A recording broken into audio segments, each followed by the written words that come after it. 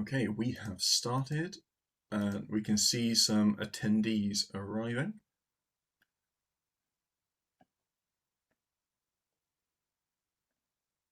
Perfect, thanks Chris. I will kick off then. So good morning everyone. We are starting off this webinar today a little bit different as I actually have no internet thanks to Virgin Media and an outage in my road. But luckily for me, I've got a great panelist board today and they are way better to look at than me anyway. So I'm just going to quickly introduce you all to the session today and then pass over to Chris, who will take over my slides for me. This session is going to be recorded just to let you guys know, and it's also going to be available on demand should any of you wish to share it afterwards. So today's session, fitness for real people. We're focusing it today at the changed member expectation and looking at how digital technology can be best used to help support operators to meet this new customer demand. So we're going to start today with a quick introduction from the panel, go over a very high level review of the recent white paper that we did, and then dive into the panel discussions with the panelists and finishing off with a Q&A. So let's start off with those introductions. Today we have the pleasure of being joined by Leon Rudge from MyZone, our very own Chris from EGYM, and John Ray from Rewrite Digital. So to each of you just want to give a really quick 30-second introduction. Leon, let's start with you. Cool. Let's come off of mute. Yeah, good morning, everyone. My name's Leon. I'm the global head of product at MyZone. So it's really my role to look at everything we do at MyZone, make sure we're offering value to our customers, the gyms, and to their members. Perfect. Thank you. And Chris? Hi, I'm Chris with the overly verbose surname. I'm a business consultant at EGYM in our professional services team. So I work with some of the largest fitness brands in the world to build them bespoke software solutions. Prior to that, I spent 13 years working in the UK fitness industry. So I've got that nice combination of knowledge of the technical things we do at EGYM and some real operational and like on the ground experience from my past as well. Perfect. Thanks, Chris. And last but not least, over to you, John. Thanks, Tanya.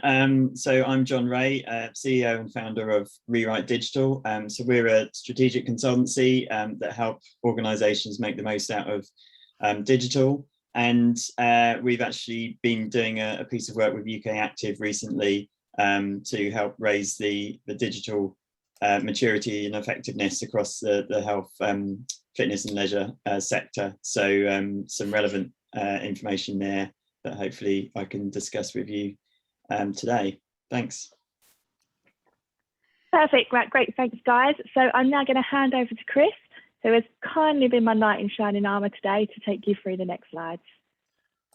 Okay, thanks, Tanya. So I'm going to run through these. Tanya, if I do miss anything, do hop in as we go. And to the participants in the audience, please do use the Q&A panel to put any questions or thoughts in there which you want the presenters to see.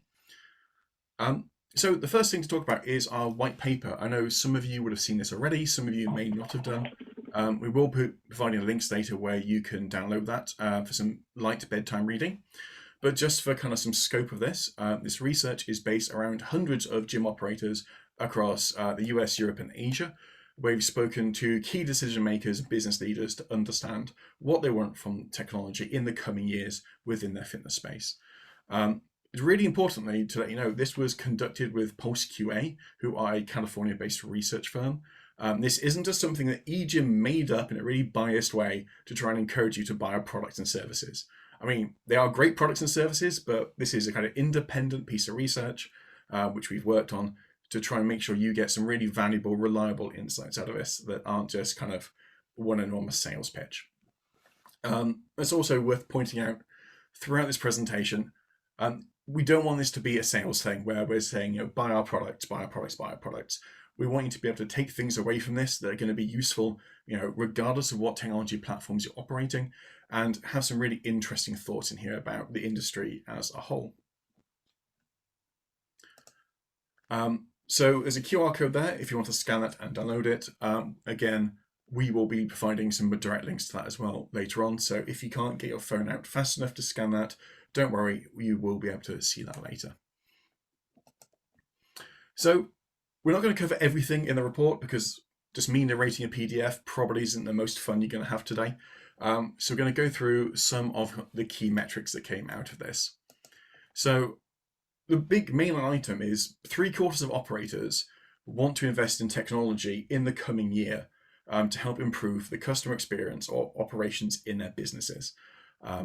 Of the 25% who kind of are choosing not to invest in technology, that isn't necessarily because they don't believe in it. Some of it is going to be financial, where they just don't have the money to do any large investments coming up. And that's not too surprising. I think we've all had 2 years of kind of members being on hold during lockdowns. So kind of the money's not been coming in the door. So a lot of people have been working through their cash reserves to stay afloat. So some people aren't investing simply because they can't afford to right now. The other people who aren't necessarily thinking about investing right now are doing so because they don't quite have a handle on the ROI of those investments yet. So they know technology is going to be important. They know the customer experience is going to be important, but they need to put like a pound sign next to that to help their budget holders understand if they invest in these products, what will the outcomes be?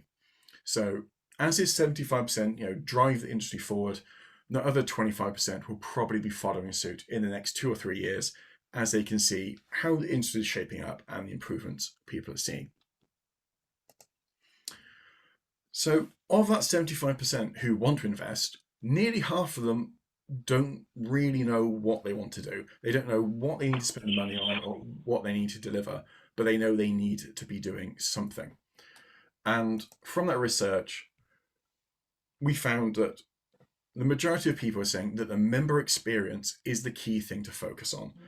A lot of people have got some, the basics down already. They've got kind of online sign-up, online bookings, and things like that working, but they need to focus on kind of making sure members have a really good time. And within that kind of understanding of the member experience being key, it's actually all becoming focused around the idea of what happens in your building. So like I said, we've all done online bookings, for the last 10 years. We've got that covered. What we haven't got is what is the experience when you get into the building, when you're on the gym floor. What can we do there to make your experience better, more interesting, more exciting, and ultimately drive customer retention? Because driving that retention through some quality experiences is going to be the path to sort of financial and business success. So it's something which EGYM have a lot of experience with in terms of our connected gym equipment and our smart cardio and smart strength products. But it can also be applied to things like mobile devices, smartphone apps, things like that, ways to help users engage with their fitness more strongly. And something which I want to be kind of really clear about is we're not saying digital is coming to take your breakfast. It's not coming to destroy your physical gyms. Physical gyms are fabulous. They are specialist places for people to do workouts. They have air conditioning. My living room doesn't have air conditioning. If I'm doing a workout at home, I'm going to get incredibly warm and I will trip over one of my cats. That's not a great experience. When I go to the gym, there's aircon, there's space, there's proper equipment, all the things I need to make a gym experience really valuable and worthwhile. So what we're talking about is how we can take these digital trends, bring them into your business, into your facilities, to make them more compelling for users and give them the experiences they're expecting in kind of modern technology environments. So moving into this, we want to talk about sort of member-centric experience being key and putting the user at kind of the heart of what you're doing to drive those business goals forward. And I've got a lot of numbers on this slide, a lot of big numbers that talk about how customer centricity will impact your business. I'm not going to read through these because they're all pretty self-evident, but just to evidence these are backed up by studies. The key thing to remember is the purpose of any business is to make money. Even if you're a non-profit, you still need to get money into your bank account to pay your bills, pay your staff, and invest in services you want to give to your users. And it kind of, in a way that almost shocks nobody, investing in kind of a customer-centric business is actually a way to make a business work well. Investing in the people who pay you the money to generate that revenue is probably really important. And some of this member-centric concept is some of it's going to be kind of digital and some of it's going to be operational. So kind of from a digital experience, we still see a real big spectrum in the industry about how well people can engage with a fitness company. So I was looking at some fairly kind of established, expensive gyms recently, and I tried to join. I went to the website. They didn't show me the prices of memberships. So I completed like a little web form. 3 days later, someone kind of got back to me saying, oh yeah, come in for a tour so we can talk about our packages and our products. So then, I had to turn up and do a tour, and then only then they told me what the prices were going to be. And when I went to join, I had to sign up on a paper, like a paper pad, like a carbon copy pad, and physically write with a pen and ink all of my personal details into that, and then had to wait several days for that kind of paper data to be transposed accurately into the membership system before I could have like a working card to swipe into the building, before I could book any of my classes. I mean, this is a terrible member experience. And this exists like in the same day I picked up my phone and I ordered an Uber. I made a man in a car appear magically at my home to take me somewhere and bill me seamlessly. So I had like that Uber experience, which is a wonderful digital process. At the same time, I joined a gym on a piece of paper. And that is a real kind of discrepancy in how those things can operate. And then even if you get the technology right, you can get the process wrong. So I worked for a company in the past where we set up a online booking experience for gym tours. And this was actually linked into a booking system, so it properly looked at user capacities and make sure you didn't overwhelm the staff at times of day. And you got a reminder email and a text message, and when you filled in your details, you could leave information about yourself. So you could let them know what your kind of goals were, what you were interested in, if you have any kind of particular concerns. So when you turn up to the gym, they're expecting you, they know your name, and they know what you're interested in. And this sounds like it could be a great experience, but the operational side let it down, because when the staff were setting up their time slots for people to book into, they were picking times of day that were convenient for the staff, not convenient for the customer. So they didn't put anything on too early in the morning because, that seemed like a lot of faff. And they didn't put anything on at lunchtime because they wanted to have some lunch. And they didn't put anything on in that, 5 p.m. to 7 p.m. window because the gym's normally pretty busy. So they only had times available that were convenient for the staff because it's when they were quiet. The problem is, that's a time that's incredibly inconvenient for the user. If I want to go and browse a gym to think about joining, I'm either going to pop in before work, on my lunch break, or after work, and none of those times were available to me. And unsurprisingly, the clubs who picked these time slots got far less prospects coming into the system and a far lower conversion rate than the clubs who used the exact same setup but picked times of day to be available that were going to be useful to the customer. So there's kind of ideas there about kind of making the digital service right and making the operational service right. Outside of our industry, I had a really great example of kind of a good digital service yesterday. I booked my car in for a service, dropped it off. A couple of hours later, I got a text message, had a link in it.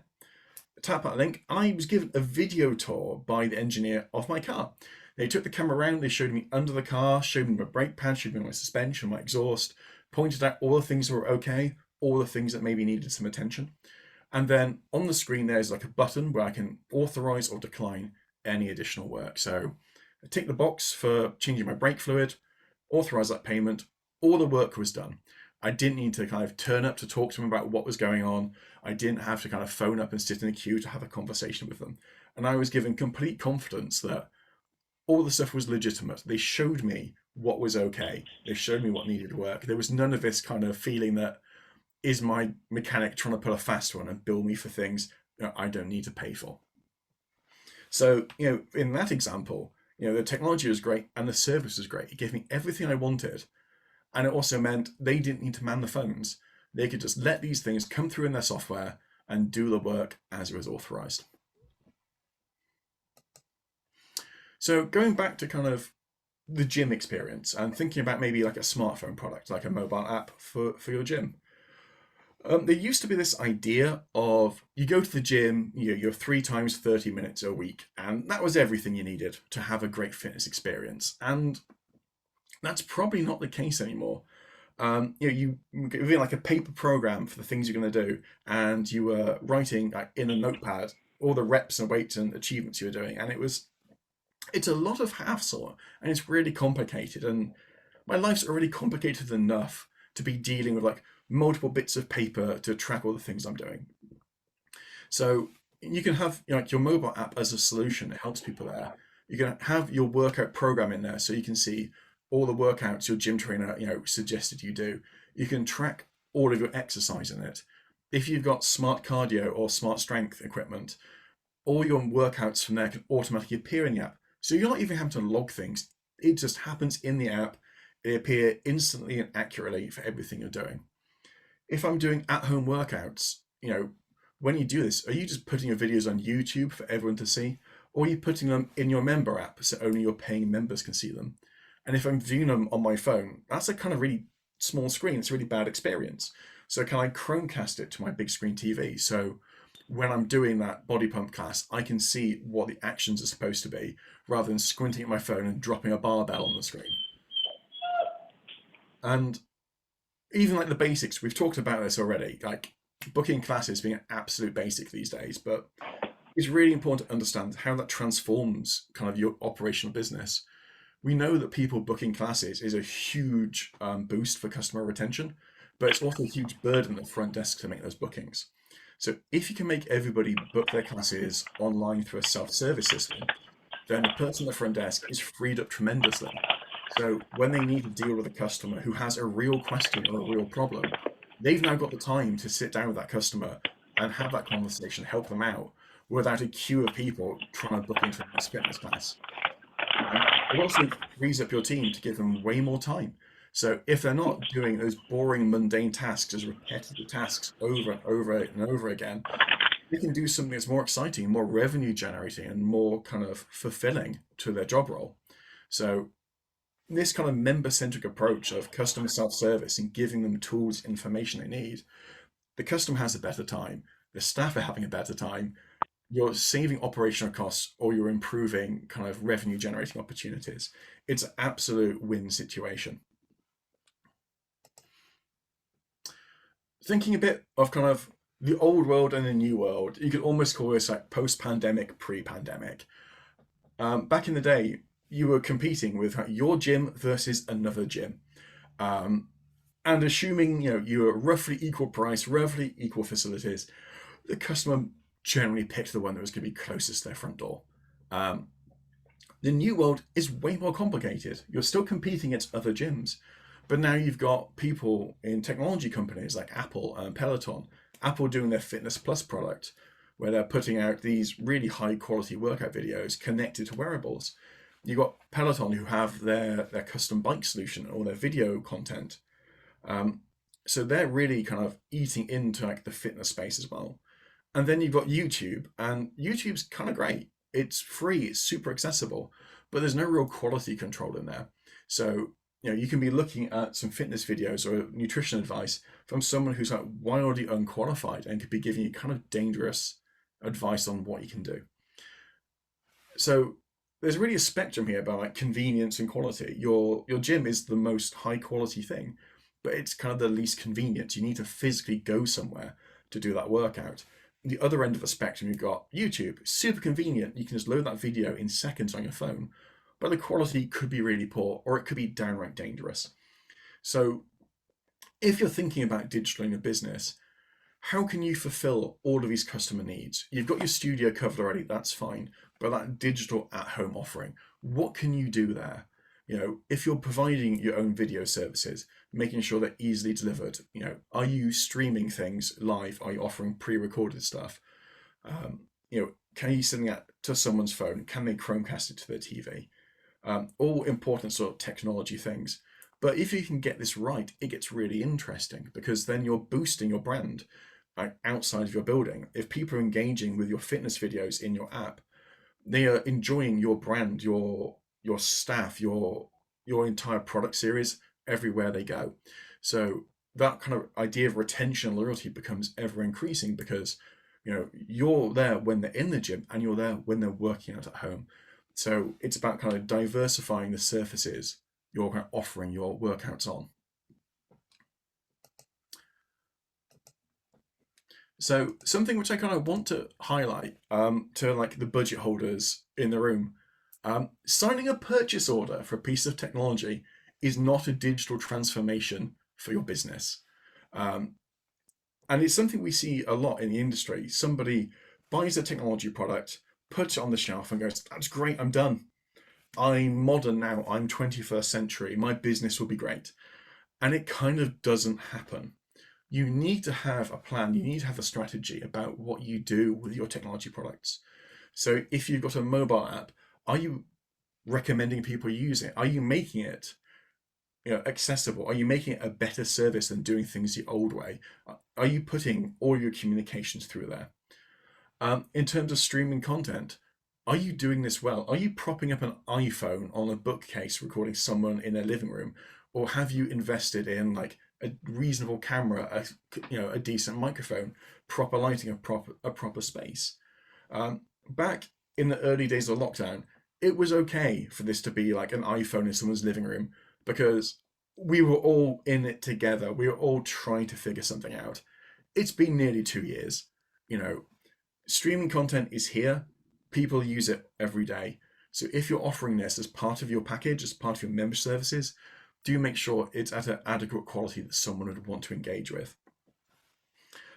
Even thinking about digital in your studio floor, you see companies who make really beautiful gym equipment with like a big iPad display on the top, with like streaming video, hundreds of workouts, a video of you running through the Alps in your treadmill. And then I watch people go and use this equipment and they press the big green quick start button and use it like the same treadmill they used in 1980. And that's not a failure necessarily of the customer or the hardware. You need to make sure your gym explain to people how these systems work and how they're going to add benefit to their workout experience. I get super bored on the treadmill just running, looking at a wall. But when I explained how this video of me running through the Alps is available, it makes my workout that little bit less terrible, a little bit more enjoyable, and I'm going to be running a little bit harder for a little bit longer. So communication is really key. Letting customers know these products exist, having a strategy to get people using them is going to be really important. Onto some kind of fairly big looking numbers. In the next 10 years, we are expecting to see an increase in the European fitness market from around 54 million users to around 100 million users. That's 43 million brand new people joining our sector. And a lot of these are being inspired in this kind of post-pandemic feeling where we've all spent 2 years sitting at home, not going out, not doing things because it's too dangerous. And we've all got a little bit softer. We've all got a little bit pudgier. We've all got a little bit less fit. And we now think about health all the time. Every time I leave the house, I put on a mask, I think about health. And that is driving people into fitness. So that's almost doubling the size of our market. And we need to have technology products in place to help us deal with that. Because you can't onboard twice the amount of people with the same amount of staff you have right now. You need to invest in technology that helps you scale your business to grow and deal with those people effectively. And that's kind of something which I think EGYM as a company is kind of really about, because you've got all of these people joining who are new to fitness. They're kind of clueless. They don't know what necessarily their goal is, and they don't know how to really get there. So can you provide systems and processes to guide people, to help them get on board, and to help them understand how to have an effective, varied and exciting workout and set themselves up for success? So these kind of technology things are going to help us retain our current user base and potentially also double the scope of that user base. And this isn't just great for your bottom line. I mean, we're all businesses. We all need our bottom line to be as happy as possible, and that's really important.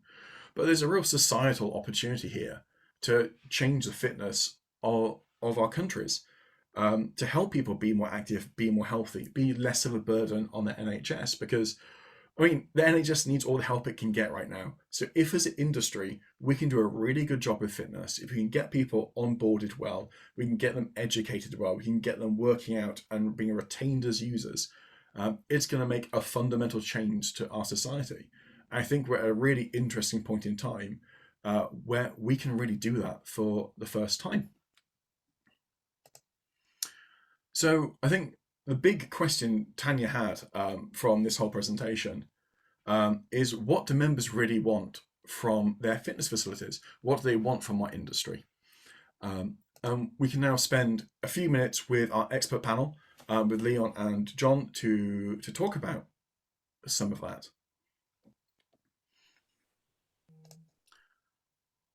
So first, on the topic of personalization, Leon or John, do you have any thoughts about this?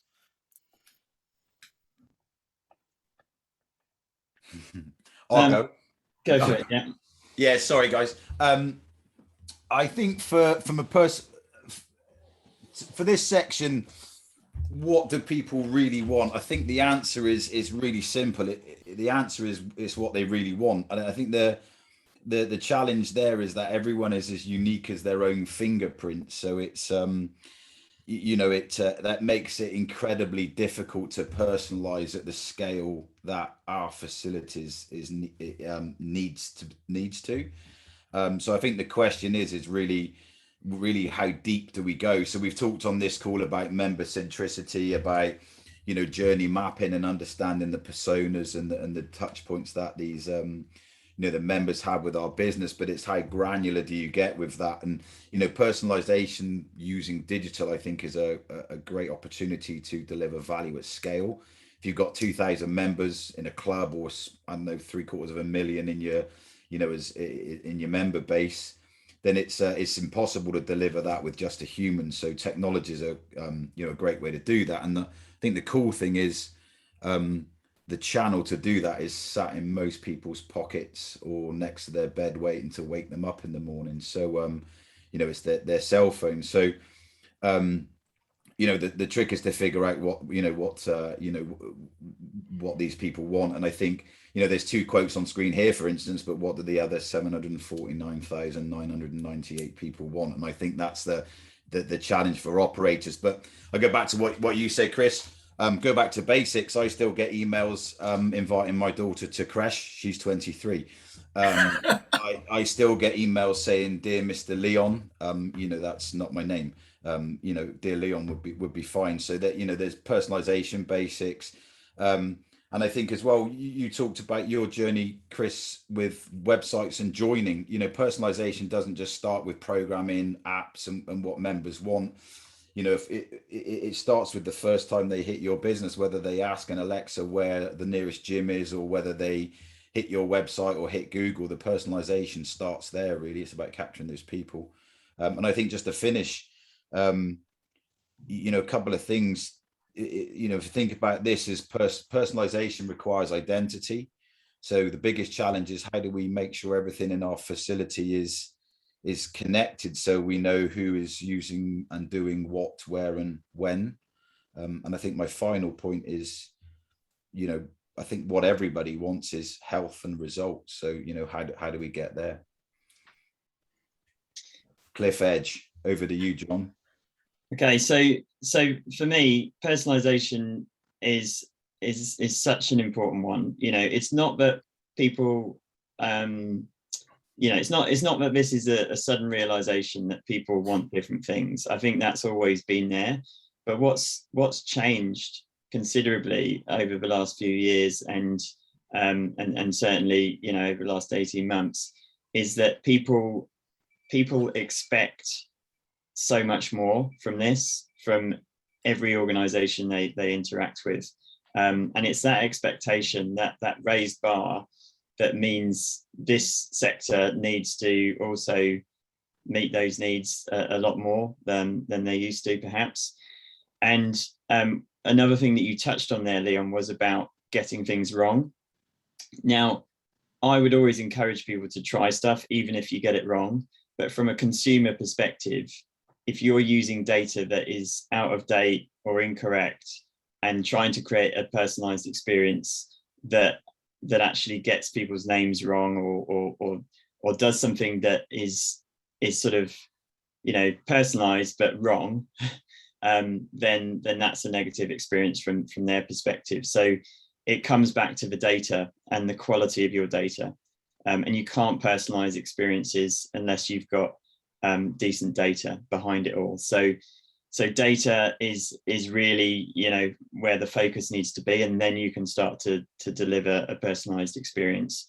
And as Leon says, you know, scale is something you can get to as well, because once you get that right and you've got the data there, you can automate a lot of this, and that can be scaled up, and that's where you get real returns coming through. But there is that initial investment. So I think it's, you know, it's very critical, but it's not something that is just easy that you just turn on, and it does come back to data ultimately. That's great, thanks. And I think you all kind of covered all of the points I wanted to mention there. You know, everybody is unique. Everyone has their hopes, dreams, aspirations, you know, problems, you know, troubles they're dealing with, you know, when it comes to their fitness. And people expect personalization. They see it in every other product they use right now. I mean, you got like Netflix, which is like the darling of like personalization. Netflix knows exactly the combination of high concept, gritty sci-fi dramas I love, and it keeps sending them to me, and it keeps commissioning more because I keep watching them. And that's kind of what your gyms need to think about. It's like building those personalizations, then understanding what's working on the back of it. So you've given everyone a personal experience. Did they work? You know, the ones that didn't work, we can revisit and figure out. The ones that are working really well, can we double down on those and make those kind of grow and be more effective as you move forward? Can I just build on something there, Chris? Because I think the you know, and Netflix is a good example here. Netflix doesn't create an individual show for every Netflix member. You know, that would be ludicrous, and they would scale it that way. It would be nice, but yet they still create a personalized experience, and it doesn't come down to just you know, these are the movies that you'll like because you like this genre. You've seen this, you'll like that. But they tailor the way in which those shows are presented to you. So coming back to our sector, you can have the same fitness class or the same piece of equipment that is presented in a different way to people. So you don't have to change your products and services to that granular level, but just that experience that people get makes it much more relevant to them. And that is personalization as well. So it doesn't have to mean you've got to create thousands of versions of everything. So yeah, I just wanted to build on that. I think that's a relevant point for our sector to take forward. No, that's actually a really good point. People use the same equipment in different ways to different goals. So how do you, what is the proposition to the user for that? I think is, yeah, really important thing to think about. Thanks. Okay, moving on to our next of the 4 pillars we were looking at. The next one is guidance. So kind of helping people understand what to do in the gym. Leon went first last time, so John, what are your thoughts on guidance? Yeah, so I think, you know, to one of Leon's points on the personalization piece, the journey starts before you get to a gym or even think about going to a gym. If we're looking at sort of doubling the numbers of those participating or joining a gym across Europe over the next 8-9 years, we're going to need to reach people who aren't currently gym members, and this is a really sort of big topic in the sector at the moment. I know you know, finding ways to draw people in is essential right now. It's how we're going to get our growth, but it can be intimidating. You know, if you don't know what it's actually like in a gym. You don't know how to use the equipment. You don't know how to sort of match that to what your goals are. You don't know what your goals are. You know, these are all things that need help, and digital can really support that, because you can tie it in with that personalization piece, but make it really useful for people to firstly be aware of that, you know, this is something that could be relevant to them and something that can help them, but then making it super relevant, so that you are making it accessible, welcoming, you know, putting people's concerns at bay. So that's where we can really use digital to draw those people in and to help with those acquisition targets, essentially. Yeah, I'll add to that, John. Sorry, Chris. For me, I think guidance is where our commercial fitness sector excels. It's what we've always done. You know, we've always been the trusted authorities to showing people how to exercise and get results. And I think we need to re-engage with that. You know, for anyone on the call that's heard me before, you know, I believe our absolute uniqueness over, you know, tech only companies is our people, places, and the equipment in our facilities. And I believe that combining those three things with technology is a winner every time. You know, and I think, you know, going back to the quick start analogy, Chris, that you mentioned earlier, I think, you know, some of that has to, you know, we got to make sure that we re-engage our teams across our whole business as operators, and make sure everybody is aware of the capability of what you know, what their equipment and their places can achieve. You know, the spaces in their gyms and the equipment that's in, you know, dotted around as well. You know, and making sure that members are comfortable with each one of those touch points, make sure they are visible. You know, this is where our uniqueness really kicks in. We've got, you know, those people on the gym floor that can help with coaching and guidance. So whether it's a MyZone switch, a treadmill, or a chest press, we know how to use it. We know why we're using it, and there's somebody to ask the question.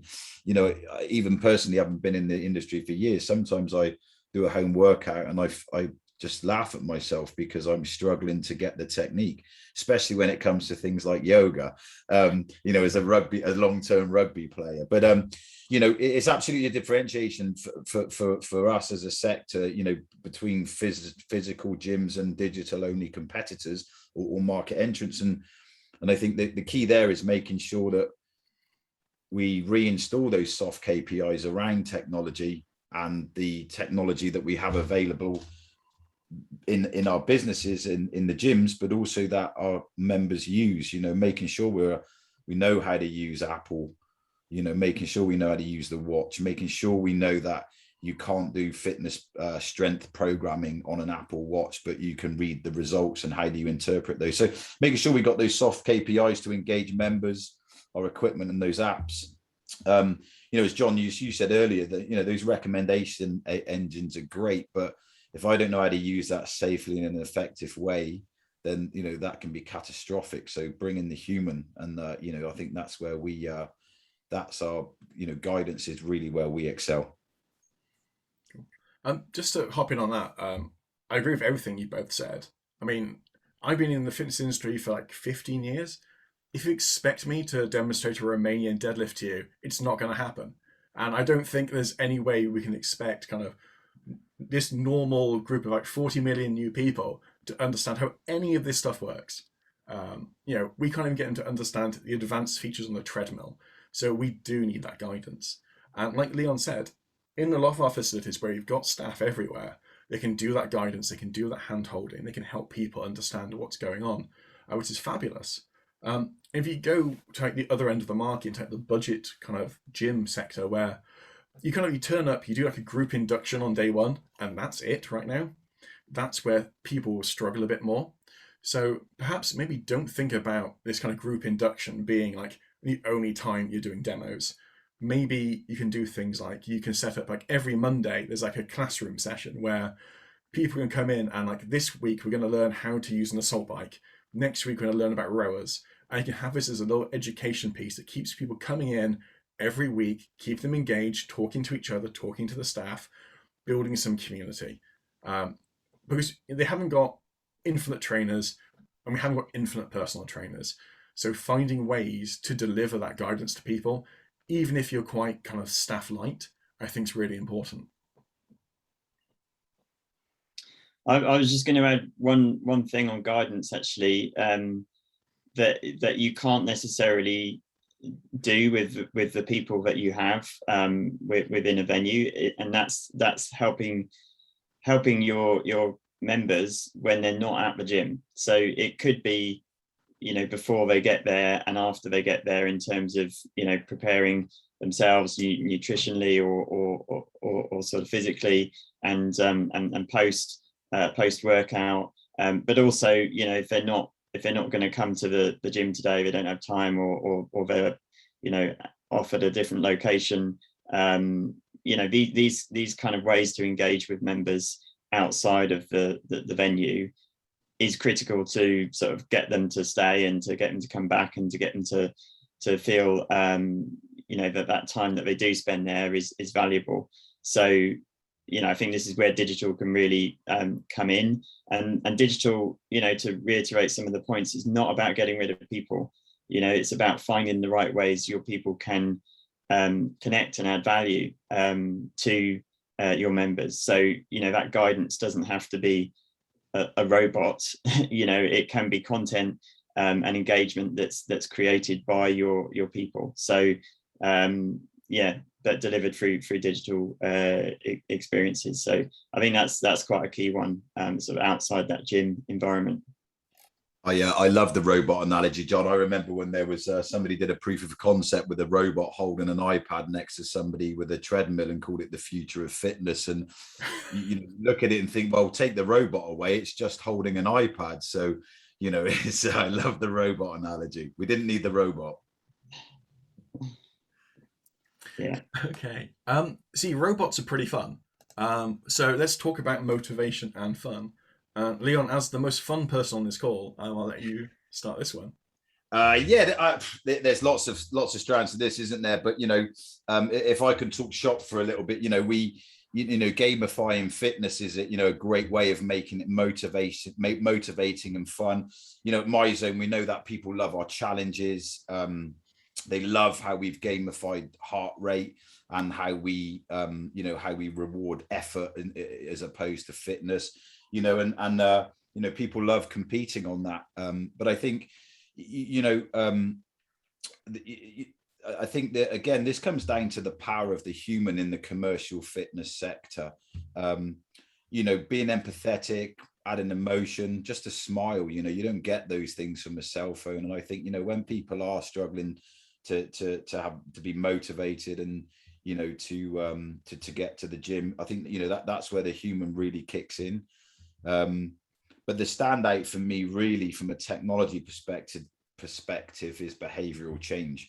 We know that cell phones, technology has the ability to influence and change behaviors, and change entire populations. And I think as technology suppliers, that's really where we've got to, where we're really focusing, because the ultimate goal is to use technology to normalize activity, I guess. So that's really where motivation and fun is going to exist, in that behavioral change space. But I think it just comes back to a few things that I mentioned. Let's gamify it to make it fun. Let's create communities to keep people, to create that belonging and bring people back, and keep moving towards changing those behaviors and bringing people, normalizing activity. Yeah, I mean, as you said, Chris, Leon is the fun guy around here, so I probably won't be able to add a huge amount, but I think it does come back to that personalized experience as well, because fun and motivation, these things mean different things to different people, and you know, some people sort of want points that they earn when they, you know, they do certain activities, or they want something competitive in there. You know, other people might want I don't know, to be rewarded with you know, some content, or a free PT session, or something. You know, these different elements are going to yeah, be different for each person. So I think tying it back to the data, trying different things, you know, some experiences will be worth it and will really help with people's engagement and retention and satisfaction. Others won't. So just, you know, try lots of stuff, measure it, and then, you know, look at whether you want to do more of that or do something different. There's no sort of clear answer on this that is the same for every operator and every person that you're trying to deliver it to. So try lots, do things, see the results, and go from there. I think watch the cycles as well, right, John? Because people drop. We know that people drop in and out of apps and activities. So, you know, what's the cycles as well? See where they are dropping in and out, because I think motivation cycles as well. So that it's interesting to look at that. You know, you've all picked up MyFitnessPal, calorie counted, dropped it, picked it back up, dropped it. I guarantee everyone on this call's done that. So it's good to look at those cycles as well. Yeah, I think it's some really interesting points in that. Obviously, you know, keeping a varied sort of workouts, keeping it interesting is really key. Something that Leon mentioned, which I think is really important, is measuring effort, not fitness. We're going to talk about motivation, and this whole presentation is about like the 80%, the normal people who are going to the gym. Kind of people who go to the gym like every single day. They're motivated enough. They're having enough fun. They're doing their own thing. For, you know, the normal people who have to like drag themselves off the sofa to go to the gym, they need that motivation and that fun. And nothing's more kind of demotivating than kind of being in the gym on a piece of equipment next to someone who's like 5 times fitter than you, and they're just smashing it, and you're there like a sweaty mess, really struggling. You know, you're there going, you can't see how to go from where you are right now to where they are right now. And that's a hill which you mentally can't climb, and you become demotivated really quickly. Whilst kind of, I know the MyZone product that Leon works with, and products we have in EGYM as well, are all moving towards this idea of measuring effort and how much you're putting in. So kind of if Leon and I were both to go on like a 5K run, Leon would probably put in way less effort than I would to get there, because he is a fit person. I am a office nerd. So we are in very different ends of the spectrum. But I would be rewarded more for that 5K. I would be told I put in more effort. So kind of changing how we benchmark things, I think, is really interesting, because it's all about effort and it's all about progress, and not necessarily about, yeah, I ran this far in this time. Like, because there's always going to be someone fitter. There's always going to be someone who's kind of outclassing you at what you do. So thinking about how you can motivate with effort rather than output, I think, is a really interesting point. Okay, I can see we have about 10-15 minutes left, so we'll move on to our last point before we do some Q&A. So this one is about progress. John, do you want to quickly speak on that one? Yeah, so you've touched on this already, Chris, just now, but I think you know, not everybody is going to the gym or doing workouts to progress necessarily, and what that progression is, it means different things to different people. If they are looking for progress, you know, so you know, targets work for some people. You know, setting a target that is within their means and achievable, and then seeing how they're going towards that target. But there's a lot of research out there to suggest that for some people this doesn't help at all, because actually, you know, they're not going to get close to their target. They'll miss a you know, a gym session or what have you, and they fall back down, and it's actually demotivating to see how far away they are from their target, or you know, how their goals have changed. So I think finding the right way to sort of help people to come back and see that what they're doing is of value. That value can be progress in terms of, you know, fitness or sort of, you know, putting more weights on or whatever it is. But for some people it is just, yeah, we had a good time. I really enjoyed that workout. You know, saw some people there that I enjoyed spending time with. You know, these kind of things are rewarding for some people. So it's finding that right way to do it. And this all comes down to, you know, retention. And I know a lot of operators are sort of really looking at data in a smart way to understand where members are likely to lose that motivation, not sort of see the right way to continue, and are likely to stop their membership, and then finding ways to intervene. And the more you can automate that whole process, the more likely you're going to keep people coming back. You're going to keep that satisfaction and those retention rates. And that is just as important as looking out to the next 50 million people to join. Retention is massively important, as you'll all know. So I think it's sort of factoring in all those different elements rather than a one size fits all.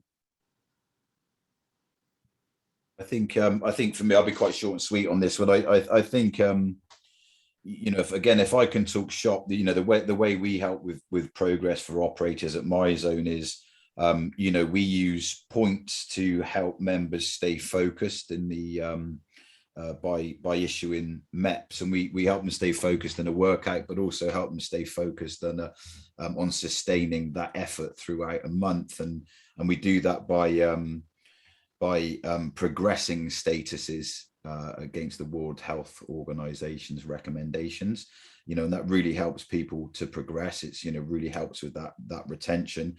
But you know, from a technology aspect, and again, this would be the short and sweet. If I think about personalization, guidance, motivation, I think progress, you know, and if we get that right, and you know, I think about that in terms of identification, personalization and recommendation. So if we connect to the club, we know who it is, we can personalize, you know, whatever for that, and then we can make any recommendations for their workouts or what to do next. You know, I think if we get those things right, then you know, progress will generally be a byproduct of getting that right. So it's you know, I think there's lots of ways of you know, helping with progress, but I think if we do well with personalization and recommendation, you know, we'll get a good byproduct of progress.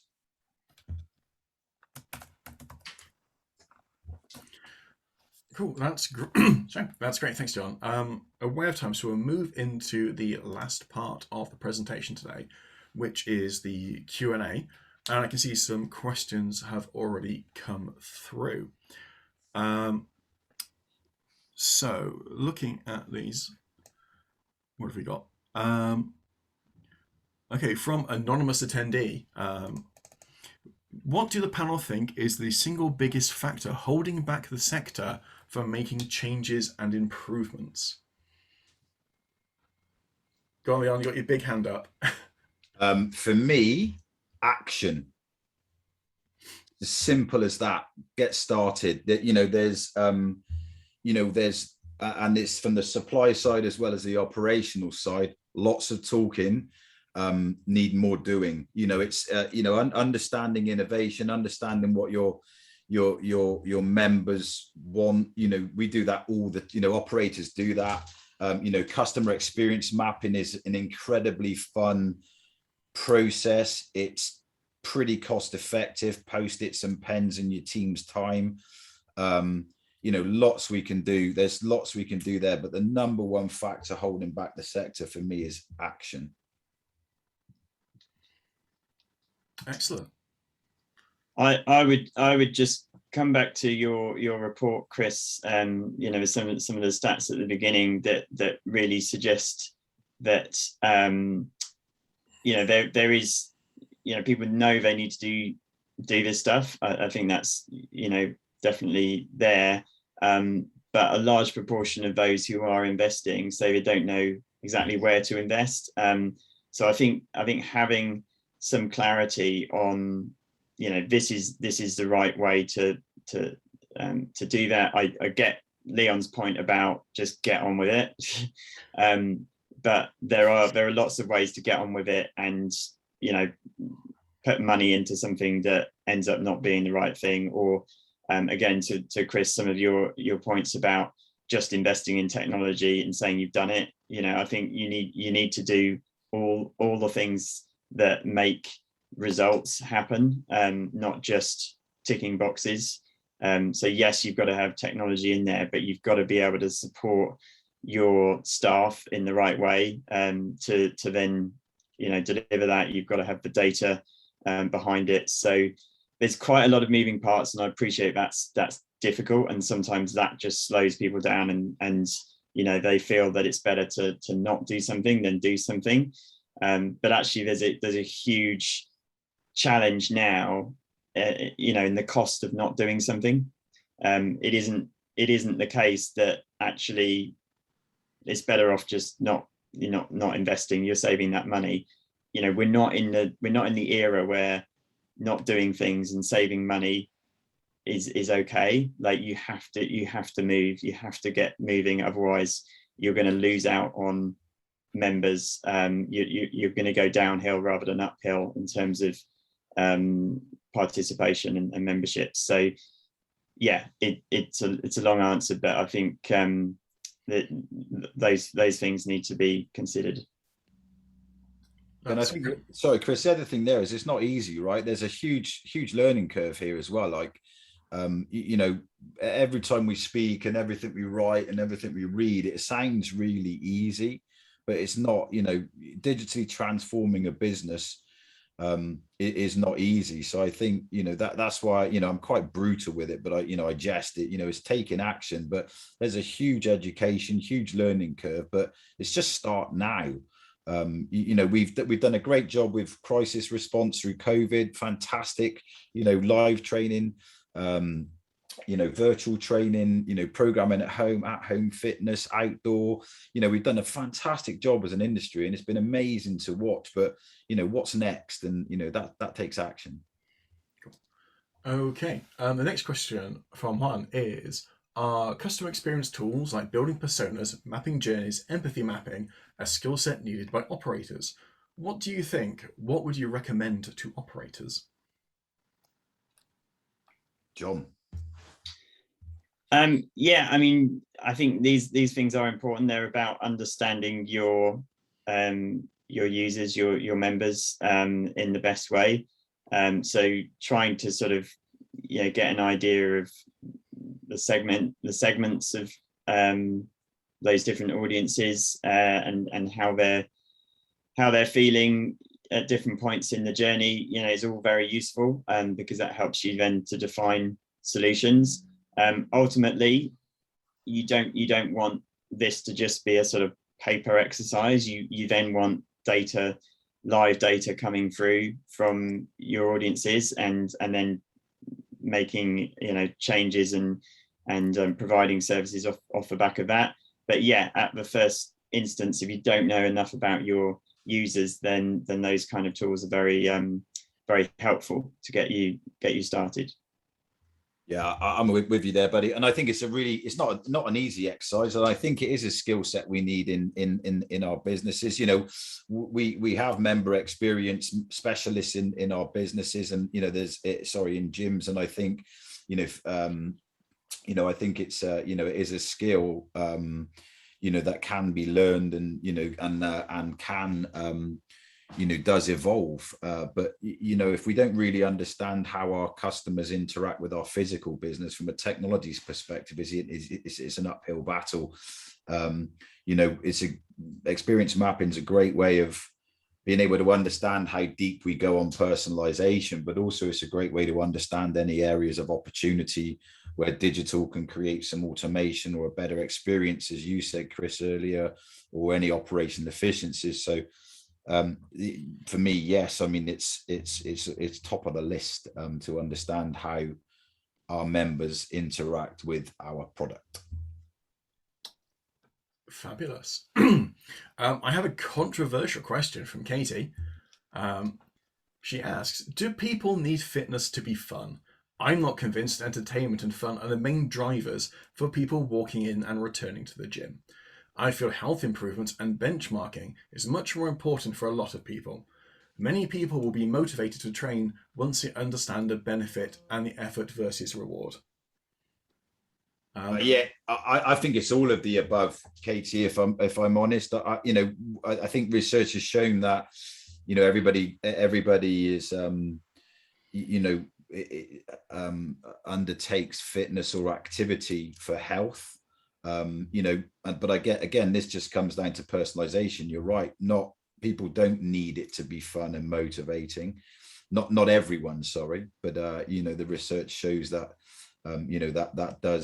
this piece of research shows that members do want it to be motivating and fun. But I agree, it's not everyone is an individual, is their own fingerprint, and this comes back to the personalization section, where we need to understand who our members are, understand what persona they might fit into, and deliver our services in a way that these members would like that service to be delivered. Again, from the scope of this call, from a technology perspective, only once you understand that physically can then we start replicating that digitally. Like it though, Katie, like a bit of controversy. Oh, and by the way, there's experts in this field that should be working with your technology and digital teams. If your retention teams, so everybody across your business should be working to answer these questions with your tech teams. The tech teams won't have all the answers. Okay. What else have we got? I think we're pretty much out of time, so I've got one last question from David, who asks, with lots of new business-to-customer fitness brands entering into the market in 2021, how can technology help operators create a better brand identity? That's a good one. I think it's about getting out into the community. It's probably a broad question and needs a bit more thought, but getting out into the community and actually seeing if you can meet the consumers where the consumers are. I know that's a bit of a buzz phrase, but some of the operators that I work with are actually pitching their facilities as the center of the community. So I think it's about getting out into that B2C space, meeting the consumers where they are. It's about using data to understand where they work out. I've worked with products before that can use things like GPS data to tell you where your members are training outside of your facility and turning up, in your brand in those spaces on a weekend and just working with your members outside of the facility. But I think there's lots of strands to that. But I think, mainly it's about understanding where the consumer is and bringing the identity into that. Yeah, the only thing I'd add to that, I think this question alludes to the fact that there's a sort of brand image or perception difference between, some of these sort of glamorous B2C brands and your local leisure centre, for instance. So I think, it's the content, the quality and all that, but there's a bigger sort of brand image thing perhaps that can be done. And I think, you've got to find your own personality and your own way in which you come across to consumers. But I know we're out of time. So that was all I'd add. That's great. Thanks, John. I think all the other questions you have are kind of variations on a theme. We've talked about a lot of the big picture things in there. Just for the people who are asking where these numbers come from, we'll be finding you the link to the research paper which explains where all of our data's come from and some of these things in a bit more detail. So we'll give you the link to download those after this. And again, this is a recorded session, so we'll be able to circulate this recording as well. If you want to go back and hear myself, John, and Leon talk about things, you can do that as many times as you want in your own free time. One last thing, which is a shameless plug. for ourselves is the EGYM Experience Store. Tanya maybe promised I'd talk about this.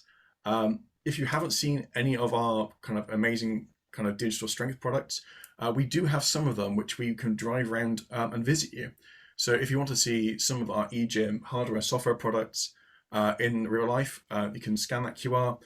We can turn up at your office, at one of your venues, to give you a demonstration of some of our brand new equipment we have running. And finally, just to say thank you to everybody who's attended today, everybody in the audience who's listened and asked good questions, and thanks to John, Leon, and Tanya for putting this together and making it such an interesting session. That's everything from me. Any closing comments from Tanya, John, or Leon? Just a thank you from me for your time. Super. Well, thanks everyone. We'll stop the session now, but yeah, do visit us on the web. Do reach out with any questions if you have them. And again, we will be circulating this recording later on today for you. So thanks again, and everyone have a great day. Thank you.